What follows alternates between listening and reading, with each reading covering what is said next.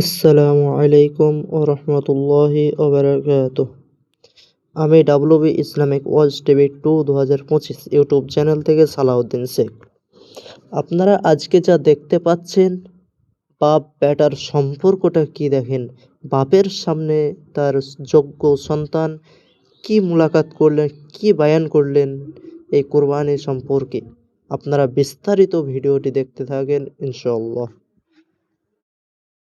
বিতর্ক করতেছে তাদেরকে এই বক্তব্যটা সেন্ড করার জন্য, এবং আমি আমার বক্তব্যে যে ভাষাগুলো উচ্চারণ করতেছি এই প্রত্যেকটা ভাষার বাক্যের আমি জিম্মেদারি নিচ্ছি। জিম্মেদারি মানে যে কারোর সাথে ইলমি মোনাজারা এবং মোনাকাশা করতে প্রস্তুত আছি। এই বক্তব্য যদি উর্দুতে দেওয়া লাগে তো উর্দুতে দিতে প্রস্তুত আছি। এই বক্তব্য যদি আরবিতে দেওয়া লাগে তো আরবিতে দিতে প্রস্তুত আছি। ইংরেজিতে দেওয়া লাগলে ইংরেজিতে দিতে প্রস্তুত আছি। সবার সাথে ইলমি মোনাকাশা করতে প্রস্তুত আছি এই পয়েন্টগুলোতে। কাউকে ভ্রান্ত প্রমাণ করে নয়, বেশি সঠিক মাসলা কোনটা এটা প্রমাণ করতে গিয়ে, এবং আব্দুর রাজ্জাক বিন ইউসুফ তার কথায় একাই নয় এটা প্রমাণ করতে গিয়ে। এখন আব্দুর রাজ্জাক বিন ইউসুফ ফতোয়া দিয়েছে যে মাস্ক পরে সালাত আদায় করবেন না। তিনি কিন্তু বলেননি যে মাস্ক পরে সালাত আদায় করলে সালাত হবে না। তার শক্ত কথাগুলোকে মানুষ উল্টিয়ে ধরে, ভুল বুঝে উল্টিয়ে ধরে। উনি হেদায়েত করতে চাচ্ছেন। একটা ফতোয়া, একটা দাওয়াত। দাওয়াত ভিন্ন জিনিস, ফতোয়া ভিন্ন জিনিস। দাওয়াত ভিন্ন জিনিস, ফতোয়া ভিন্ন জিনিস। আমি এই মঞ্চে বক্তব্য দিতে এসে যদি বলি জোরে আমিন বলার উপর বক্তব্য দিতে আসছি, শোনেন যে আমি কিসের উপর বক্তব্য দিতে আসছি বলেন তো?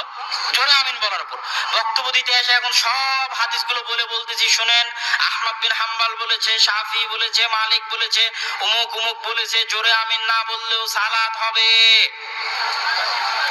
এটার উপর বক্তব্য দিতে লাগলাম যে জোরে আমিন না বললেও কি হবে? সালাত হবে। তাহলে একটা মানুষ জোরে আমিন বলবে?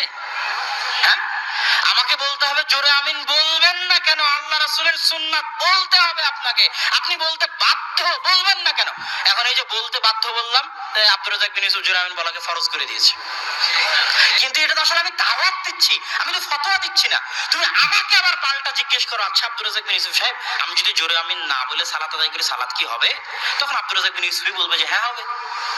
তাহলে ফতোয়া আলাদা জিনিস আর দাওয়াত আলাদা জিনিস। তো আব্দুর রাজ্জাক বিন ইউসুফ মাঠে দাওয়াত দেয়, তো ওনাকে গুরুত্ব দিয়ে বলতে হয়। এখন আব্দুর রাজ্জাক বিন ইউসুফ 7 ভাগে কুরবানির উপর কঠোর বক্তব্য দেয়। কথা বুঝতে পেরেছেন? এখন একদল আছে যারা বলতে থাকবে যে না এটা ভুল ফতোয়া, ভুল ফতোয়া, কেন 7 ভাগে কুরবানি দেওয়া যায় যায় যায় যায় যায় যায় যায়। তাহলে আমাকেও যদি জিজ্ঞেস করা হয় তা আমিও বলবো যে হ্যাঁ, যদি পরিবারের পক্ষ থেকে না হয়, আব্দুর রাজ্জাক বিন ইউসুফ, আমি না, আব্দুর রাজ্জাক বিন ইউসুফ, যদি পরিবারের পক্ষ থেকে না হয় তো দেওয়া যেতে পারে, কিন্তু এটা ঠিক নয়, উচিত নয়। উত্তম কোনটা? আল্লাহ রাসূল বলেছে একটা পরিবারের পক্ষ থেকে একটা কুরবানি, এটা উত্তম। তো দাওয়াত তো আমাকে এটাই দিতে হবে যে সবাই পরিবারের পক্ষ থেকে একটা কুরবানি দেন। কথা বুঝতে পেরেছেন? ওটার উপর জোর দিতে হবে, এটা আল্লাহ রাসূলের সুন্নাত। কেন দিবেন না? দেন। কেন দিবেন না? দেন। এখন তুমি চলে গেছো উল্টা রাস্তায়, সব সুন্নাত বিরোধী কার্যকলাপ কিভাবে জায়েজ প্রমাণ করা যায়, এই জন্য তুমি ফতোয়ার পিছনে লেগে গেছো। উনি আছেন দাওয়াতে, তুমি আছো ফতোয়ায়। ফতোয়া ওনাকেও জিজ্ঞেস করলে উনি অ্যান্সার দিবে। তাহলে এখন সবাই মাস্ক পরে সালাত আদায় করতেছে, যেখানে গরুর কুরবানির হাতে ঘামের সাথে ঘাম লাগে। কিসের সাথে কি লাগে বলেন তো? ঘামের সাথে ঘাম লাগে। ওই কুরবানির হাটের মধ্যে যে মসজিদ আছে ওখানে 3 ফিট দূরে দাঁড়িয়ে সালাত আদায় করতেছে। এটা তামাশা না? একই মোটর সাইকেলে বাপ বেটা 3 জন এসেছে তাকওয়া মসজিদের ঘটনা। একই মোটর সাইকেলে সালাতের সময় 3 ফিট দূরে দাঁড়িয়েছে। আমি কি তামাশার বিরুদ্ধে বলবো না? শরীয়তের সাথে হাসি ঠাট্টা মজাকের বিরুদ্ধে বলবো না? এখন বলতে গেলাম তুমি পাল্টা বলছো যে 3 ফিট দূরে দাঁড়ালে সালাত হবে না, এটাকে বলেছে। আরে বাবা, একটা হচ্ছে সুন্নাত, সাধ্য অনুযায়ী যেটার প্রতি আমল করার চেষ্টা করা উচিত, ওটার গুরুত্ব দিতে গিয়ে তো আমি বলবো।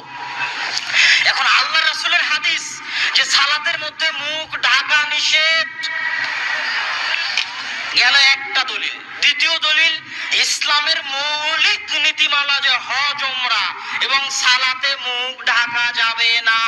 মেয়ে মানুষও সালাতে মুখ খোলা রাখবে, মেয়ে মানুষও হজ উমরায় মুখ খোলা রাখবে, এটা ইসলামের মৌলিক নীতিমালা। কেন? কপাল দিয়ে নাক দিয়ে সিজদা করতে হবে মাটিতে। কপাল দিয়ে নাক দিয়ে সিজদা করতে হবে কোথায়? মাটিতে। হ্যাঁ, মেয়ে মানুষ যদি গায়ের মাহরাম ব্যক্তি চলে আসে তবুও নেকাব করতে পাবে না। হজ ওমরা অবস্থায় সুতা দিয়ে বাঁধা যে নেকাব ওটা করতে পাবে না। এমনি একটা চাদর মুখের উপর স্বাভাবিক ঢেকে দিতে পারবে, তবুও মুখ খোলা রাখতে হবে। স্বাভাবিক চাদর মুখের উপর ফেলে দিলাম, কিন্তু মুখ কি আছে বলেন তো? খোলা আছে, ভিতরে কিন্তু মুখ খোলা আছে। মুখ কিন্তু কোনো কিছুতে আটকানো নাই। এটা ইসলামের মৌলিক নীতিমালা। সালাতের মধ্যে যদি গায়ের মাহরাম আসে, ওড়নাকে এমনি ফেলে দিতে হবে, এভাবে বেঁধে মুখ ঢাকা যাবে না। কথা কি বুঝতে পেরেছেন? মেয়ে মানুষের ক্ষেত্রেও এটা ইসলামের মৌলিক নীতিমালা। 3 নাম্বার, মুয়াত্তা মালিকে ইমাম মালিক লিখতেছে যে নাক মুখ ঢেকে ইবাদত করা অগ্নি পূজকদের অভ্যাস, তাদের দিনের অংশ, তাদের চরিত্রের অংশ। কাদের? অগ্নি পূজকদের। কে বলেছে? ইমাম মালিক। কোথায় বলেছে? মুয়াত্তা মালিকে বলেছে। তাহলে মান তাশাব্বাহা মিন গায়রি কওমিন, যে ব্যক্তি অন্য কোন জাতির সাথে সাদৃশ্য স্থাপন করলো, সে কি করলো?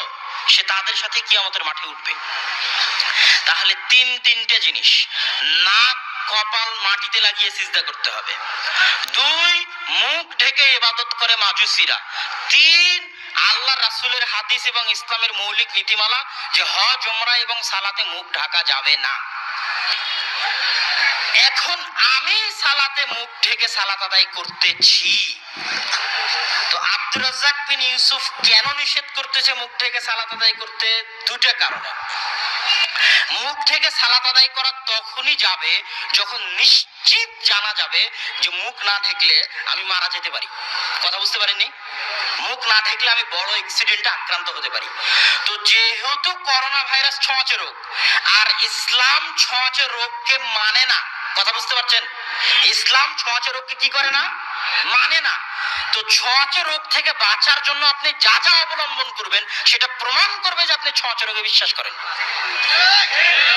আপনাকে স্বাভাবিক থাকতে হবে। কিরকম থাকতে হবে? স্বাভাবিক। এটা গেল তো বাইরের জীবন। আবার ওটাকে যদি আপনি মসজিদে নিয়ে যান, সালাতের মধ্যে নিয়ে যান, ওটা আরো অতিরিক্ত হয়ে গেল। কেননা আমি ছোঁয়াচে রোগে বিশ্বাসই করি না, এই জন্য আমি মুখ ঢাকতে নিষেধ করতেছি। যে করোনা ভাইরাস যেহেতু ছোঁয়াচে রোগ, আর ছোঁয়াচে রোগ যেহেতু নাই, অতএব এই না থাকা জিনিসটার কারণে সালাতের এত বড় গুরুত্বপূর্ণ ইবাদতকে তুমি মুখ থেকে নষ্ট করে দিবে, এটা হতে পারে না। কারণ এটা যদি না করি তাহলে জাবারিয়া হয়ে গেলাম। মাস যদি না পড়ি তাহলে যাবারি। আরে বাবা, এটা নয়, আমি তো ছোঁয়াচে রোগে বিশ্বাস করি না, এই জন্য মুখ ঢাকি না। তো আবার সালাতের মধ্যে হানাফি আলেম আব্দুস সালাম চাটগামি, হাটহাজারী মাদ্রাসার মুহাদ্দিস, পাকিস্তানও হাটহাজারী মাদ্রাসার মুফতি, পাকিস্তানেও বহুদিন উনি মুফতি আম ছিলেন। ইয়েমেনের বহু বড় বড় মুহাদ্দিসের ফতোয়া উনি লিখেছেন, হানাফিরা মাসলা মাসাইলের ক্ষেত্রে একটু বেশি দাকিক হয়। আহলে হাদিসরা বলবে জায়েজ না জায়েজ, হালাল হারাম, মাঝখানে কোনো অপশন আহলে হাদিসরা রাখে না। হানাফিরা অনেক অপশন রাখে, বলবে ফরজ, ওয়াজিব, সুন্নাত, নফল, মুস্তাহাব। 5টা। কয়টা? 5টা। মানে ওরা একটু বেশি যাচাই বাছাই করে যে এটা মুস্তাহাব, এটা নফল, এটা সুন্নাত, এটা ওয়াজিব, এটা ফরজ। আর আহলে হাদিসদের মতে দুইটাই, হয় ফরজ না হয় সুন্নাত, কোনো অপশন নেই। হয় ফরজ না হয় সুন্নাত। এবার হালাল হারামের ক্ষেত্রে ওদের কাছে 2টা অপশন, মাকরু, হারাম। মাকরু আবার 2 ভাগে, মাকরু তানজিহি, মাকরু তাহরিমি। মাকরু তাহরিমি মানে হারামের নিকটবর্তী। তো হানাফিরা যারা দাকিক মাসলা মাসাইলের ক্ষেত্রে, তিনি এই বইয়ে লিখেছে যে হানাফি মাযহাবের মতে সালাতে মুখ ঢেকে ইবাদত করা মাকরুহে তাহরিমি, মানে হারামের কাছাকাছি মাকরু। আলহামদুলিল্লাহ, আপনারা যে ভিডিওটি দেখতে পেলেন, এটাতে বাপ বেটার মধ্যে কতটা সম্পর্ক তাহলে আজকে দেখতে পেলেন। সকলেই এই ভিডিওটি কথা মেনে চলার চেষ্টা করবেন ইনশাআল্লাহ, এবং আরও পরবর্তীতে ভিডিও আসবে, সেগুলিকেও দেখবেন এবং আমার ইউটিউব চ্যানেলের পাশে থাকবেন। আর যারা নতুন হয়ে আছেন তারা অবশ্যই আমার এই চ্যানেলটিকে সাবস্ক্রাইব করে যাবেন ইনশাআল্লাহ। আসসালামু আলাইকুম ওয়া রাহমাতুল্লাহ।